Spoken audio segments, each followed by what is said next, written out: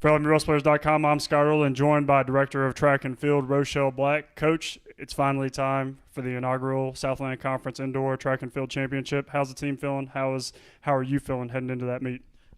Kind of anxious, kind of excited, just ready to see how the team performs. We race on a Monday, which is different, but we just changed practice around a little bit, so we should be well prepared. When the last time we saw the team in action, it was at the Buccaneer Invitational a couple weeks ago. What did you see from your team that weekend? Obviously, a ton more records fell down that weekend. What did you see from your team? Like you just said, and like we talked about before, a lot of records were set. That was the time of year where they would start to get into form, and you saw that with a lot of records that were set.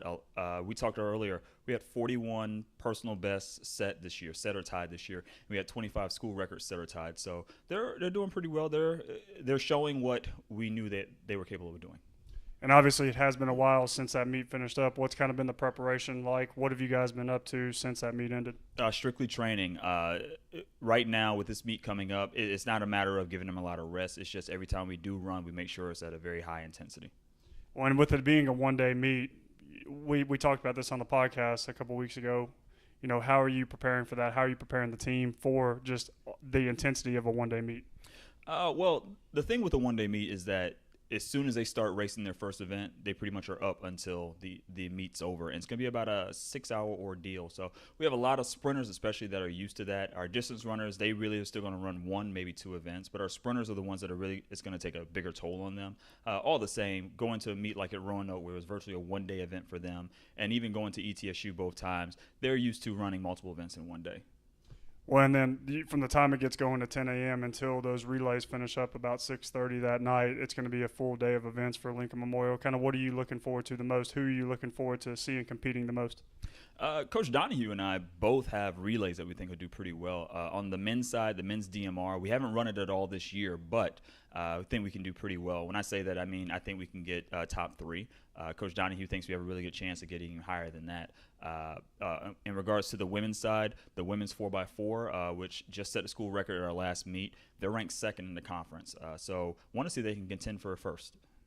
Well, and then what are the expectations for the team? Like we said, it is the first ever South Atlantic Conference Indoor Championship meet. What are the expectations for your group? Well, preseason we were ranked 7th, and talking to the team, I just said right now, let's see if we can get 7th, if not 6th. We've got a lot of athletes. On the women's side, we have someone ranked in the 60, the 200, the 400, someone ranked in the 4x4, in the triple jump. We have 2 ladies ranked in the triple jump. We have someone ranked close enough in the 3K and the 5K and the hurdles on the women's side. So I think we'll turn a few heads on the women's side. And on the men, we have someone ranked in the hurdles, someone ranked in the 200 and 400 out of Tosin, which we all know. We have George, who, funny enough, I looked yesterday.